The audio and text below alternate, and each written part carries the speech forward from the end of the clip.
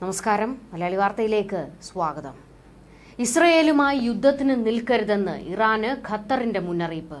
ആപത്തിലേക്ക് എടുത്തു ചാടാൻ നിൽക്കരുതെന്നും സംയമനത്തോടെ കാര്യങ്ങൾ കൈകാര്യം ചെയ്യൂ എന്നുമാണ് ഖത്തർ ഭരണകൂടം ഇപ്പോൾ ഇറാനോട് വെളിപ്പെടുത്തിയിരിക്കുന്നത്. എന്നാൽ ഇസ്മയിൽ ഹനിയയുടെ മരണത്തിൽ തിരിച്ചടിയല്ലാതെ മറ്റു പോംവഴികളില്ല എന്ന് ഇറാൻ വ്യക്തമാക്കിയിരിക്കുകയാണ്. UN സെക്യൂരിറ്റി കൗൺസിലിന്റെ നിഷ്ക്രിയത്വത്തിനിടയിൽ രാജ്യത്തിനെതിരായ കൂടുതൽ ആക്രമണങ്ങൾ തടയാൻ ഇത് അത്യാവശ്യമാണെന്നും ഇറാൻ പറയുന്നു. ഓർഗനൈസേഷൻ ഓഫ് ഇസ്ലാമിക് കോർപ്പറേഷന്റെ അടിയന്തര യോഗത്തിൽ പങ്കെടുത്തപ്പോഴും ഇറാന്റെ ആക്ടിംഗ് വിദേശകാര്യ മന്ത്രി അലി ബഖേരിയും ഇക്കാര്യം വ്യക്തമാക്കിയിരിക്കുകയാണ്. യുദ്ധം തന്നെയാണ് പോംവഴിയെന്ന്. മേഖലയിൽ കൂടുതൽ പ്രശ്നങ്ങളും സംഘർഷങ്ങളും ഉണ്ടാകുന്നത് തടയാൻ ഇറാൻ പരമാവധി ശ്രമിച്ചു. എന്നാൽ ഇപ്പോൾ തങ്ങൾക്ക് മുന്നിൽ മറ്റു വഴികളില്ലാതായിരിക്കുകയാണെന്നും അദ്ദേഹം പറഞ്ഞു. ഇറാന്റെ പരമാധികാരം, പൗരന്മാർ, ഭൂപ്രദേശം എന്നിവ സംരക്ഷിക്കുന്നതിന് തിരിച്ചടി അനിവാര്യമായിരിക്കുകയാണ്.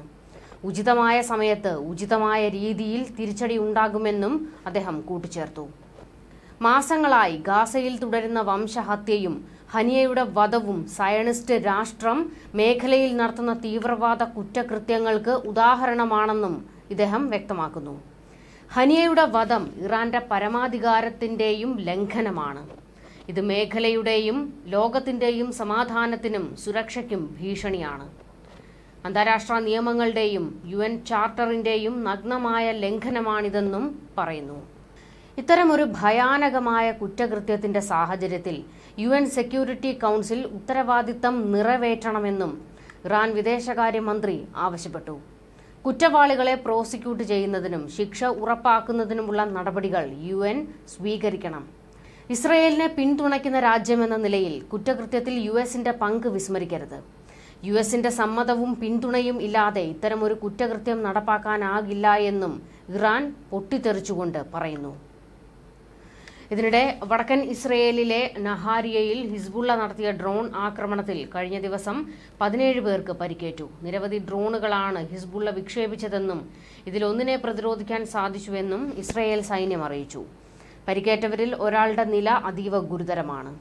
വടക്കൻ ഇസ്രയേലിലെ സൈന്യത്തിന്റെ ഗോലാനി ബ്രിഗേഡ് ആസ്ഥാനവും മറ്റൊരു സൈനിക താവളവുമാണ് ലക്ഷ്യമിട്ടതെന്ന് ഹിസ്ബുള്ള അറിയിച്ചു. തങ്ങളുടെ മുതിർന്ന കമാൻഡറെ വധിച്ചതിന് വലിയ തിരിച്ചടി നൽകുമെന്ന് ഹിസ്ബുള്ള മുന്നറിയിപ്പ് നൽകിയിട്ടുണ്ട്.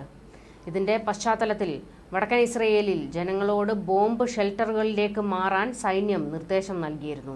ഹമാസ് തലവൻ ഇസ്മയിൽ ഹനിയയെ വധിച്ചതിന് ഇറാന്റെ ഭാഗത്തു നിന്ന് തിരിച്ചടി ഉണ്ടാകുമെന്ന കണക്കുകൂട്ടലിലാണ് ഇസ്രയേലും സഖ്യരാജ്യങ്ങളും. ആക്രമണം പ്രതിരോധിക്കാനുള്ള സംവിധാനങ്ങൾ അമേരിക്കയുടേതടക്കം സഹായത്തോടെ ഇസ്രയേൽ ഒരുക്കുന്നുണ്ട്. അതേസമയം ആക്രമണത്തിൽ ഇസ്രയേലിലെ സാധാരണക്കാർക്ക് അപകടം സംഭവിക്കാതിരിക്കാൻ ശ്രദ്ധിക്കണമെന്ന് Russian president Vladimir Putin Iran പരമോന്നത നേതാവ് ആയത്തുള്ള ഖമേനിയോട് ആവശ്യപ്പെട്ടതായി റിപ്പോർട്ടുകൾ പുറത്തുവന്നിട്ടുണ്ട്.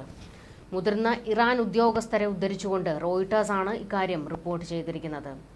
കഴിഞ്ഞ ദിവസം റഷ്യൻ സെക്യൂരിറ്റി കൗൺസിൽ സെക്രട്ടറി ഇറാനിലെത്തിയിരുന്നു. ഇദ്ദേഹമാണ് പ്രസിഡന്റിന്റെ നിർദ്ദേശം കൈമാറിയത്. റഷ്യൻ നിർമ്മിത സുഖോയ് 35 യുദ്ധവിമാനങ്ങൾ എത്തിക്കാൻ ഇറാൻ ആവശ്യപ്പെട്ടതായും റിപ്പോർട്ടുകളുണ്ട്. ന്യൂസ് ഡെസ്ക് മലയാളി വാർത്ത.